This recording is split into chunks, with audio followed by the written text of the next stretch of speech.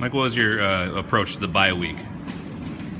Just try to get healthy and just working on all of our fundamentals and technique. Just really like back to the basics week and make sure we have everybody healthy for this game. Downing said that, I think it was today or yesterday, that Coach Campbell went through the history of the Iowa State-Kansas game. Is that right? Was that today? Yeah, I think we had a meeting about that, and it's pretty much a rivalry, I guess. It's like the 100th year that we'll play each other, and it's a really special game for not only us but for their head coach too. Is it crazy to think how close some of these contests have been? Yeah, some of them have been really close, especially the past 8 years. Besides maybe one, it's been like one touchdown games, field goal games, 1 point games.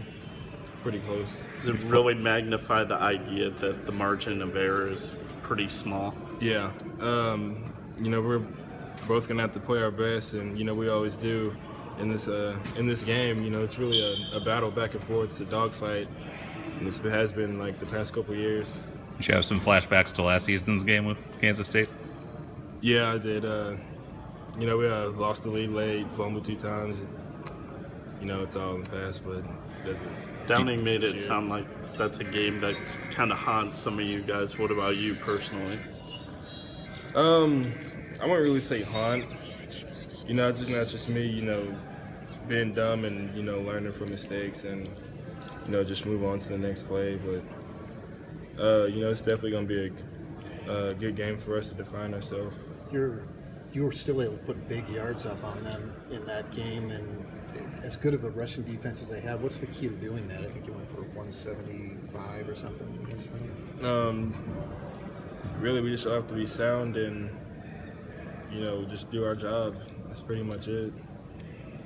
Does anything stand out about their defense this year that might be different from last year?